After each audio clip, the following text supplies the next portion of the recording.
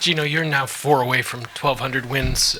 Doug was just talking about, yeah, about how it's so good to see women's basketball actually getting some TV time with what Tara did, and now with what you're doing. Can you just address what it kind of means to be doing this? I mean, obviously, the longevity part, what it takes to to reach those kind of numbers. Not everyone's fortunate enough to have that many years. I've never thought of it in terms of how many wins or how many people or comparisons, but the fact that it happened, and I think it's a great accomplishment, whether it's a man, a woman, coaching men's basketball, women's basketball, any sport, to get to that level. So, congrats to Tara, and hopefully she's got a lot more left in her. We had a season low 3-pointer on threes again. How much of it was a tease to see AZ there, not being able to use her, and what do you think you need to do to really nail down becoming better on the perimeter? Well, we shot a lot of free throws today, so there weren't a lot of possessions where we had the ball long enough to do anything, and we didn't shoot a lot of them in transition. And we had such a huge advantage in the lane that we decided to go that way. Some games it's just that's the way the game goes. Obviously, 14 is not a number that we would like. We always want to shoot more than that. But at the same time, we're going to do what we need to do to win the game. And tonight, I think that was the game. Today, that was the game. Coach, you turned Depaul over 27 times, 18 times in the first half. Was that like a special goal coming in to try to turn him over more, or was it something that sort of just happened? Some of those we helped. Some of those they just did it on their own. I thought coming out of the Seton Hall game, I thought that was one area where we didn't really force a lot of turnovers, and that was a big point of emphasis coming in today to get more easy opportunities for ourselves. And they're not an easy team to defend because they move so much, and they move you side to side, in and out, and so you got a lot of running around, a lot of chasing to do. And I thought we put a lot of pressure on them, a lot of ball pressure to begin with up top, and then that just kind of filtered down to everybody else.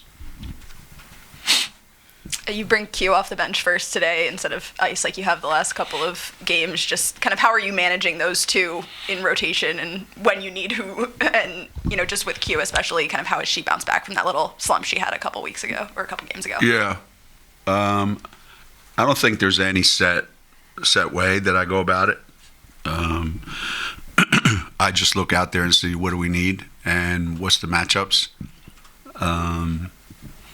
I went into the game today thinking if we're fortunate enough to be able to get more players in the game earlier, I want to try to do that.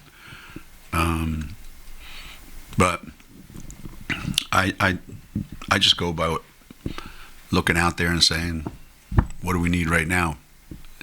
Can we guard them a certain way? And I just thought it was a great thing to do at that time. Tomorrow or Tuesday it could be different. You know, they're a much bigger team. We play Tuesday, so Tuesday might be different. Paige is trying to impact the game in any way she can. Tonight she steps in and takes that charge in the first quarter. You just talk about what she does. Well, yeah, we were discussing that there's a huge impact that she has on the game, and some people, their impact is scoring the ball, and for her impact is just so many different ways. You know, the way she plays the game, how much she's grown as a defensive player. She just has a knack, you know, she has a sense of where to be, when to be there, where's the ball. You know, you got a kid that, you know, could probably get 35 every night if she wanted to, and is just as happy sitting there and watching her teammates play and knowing that, you know, she has to guard she has to guard bigger guys, and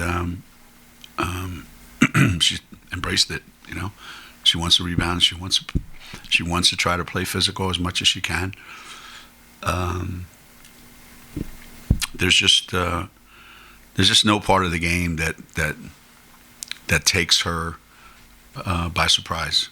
You know, I think that's just, you know, she's remarkable in that way. So, Geno, do you feel like, again, she's the best player in the country? That she won all the awards her first year? Do you feel like now she's the best player? Well, I mean, I always think that, you know, that's you know, who's the best player in the country is so subjective, right? I mean, and every coach is going to say, yeah, you know, my player is. I would just put it this way. I haven't seen every team play, obviously, but I would like to see some kind of snapshot of who in the country impacts the game more than she does, in so many different ways. So does that mean she's the best player in the country? I mean, I wouldn't trade her for anybody. I mean, and I think you know, if she was coming off 2 or 3 National Player of the Year things, we probably wouldn't even be having this discussion. It would be like automatic, right?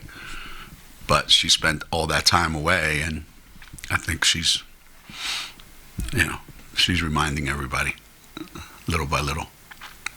Yeah, Pat. You've talked about this is the Ashlynn that you recruited. How nice is it to have her as a reliable third scoring option now? Yeah, we've kind of gotten accustomed to spurts where she just does what she does. You know, that's who she is. You recruit a kid who's a scorer, and they come to college, and you want them to kind of, this is who I am. This is what I do. If you'd have told me, you know, that she was going to get 19 shots, I would say, man, what's everybody else going to do? You know, that's a big number. So she wasn't really efficient today. You know, if you need 19 shots to score 21 points, you know, Paige took 10 shots and scored 20 points. So I think she's probably had more efficient games. But I like the fact that she's aggressive, and the more that can be encouraged, the better. You know, we saw Caroline walking around on the court before the game. Didn't see her on the bench or anything during the game. What is her status? Do you expect her back at all this year? And is it just, you know, the same old? Yeah, there's, you know, she's constantly being evaluated all the time, every day almost. And there's some stuff going on this week, so I would say by early next week, we should have a definitive answer to that question. Yeah. Do you like the way Nika's playing right now? I mean, I think she moved into 8th all-time on your career assist, and it seems like she's just gotten into a good rhythm between the assist and the scoring. Yeah.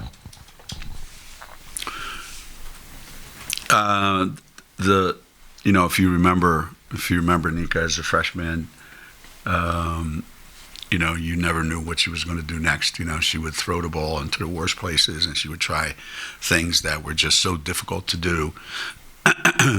And you look at her now, and she is comfortable now. She's comfortable knowing that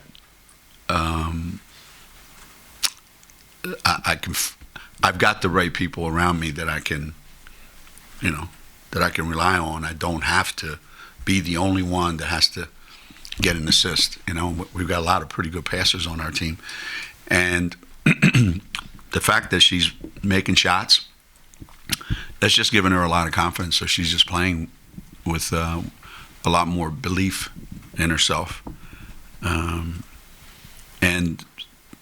she's learned a lot about the game. She sees things out there. Something happened in the Seton Hall game where they came off the bench, and before they went out on the court, she's talking to Paige about something that she had seen that she wanted Paige to do, and stuff like that wasn't really happening back in the day when she was younger. So she has a great feel for our team, and she's got a great feel for where she is right now.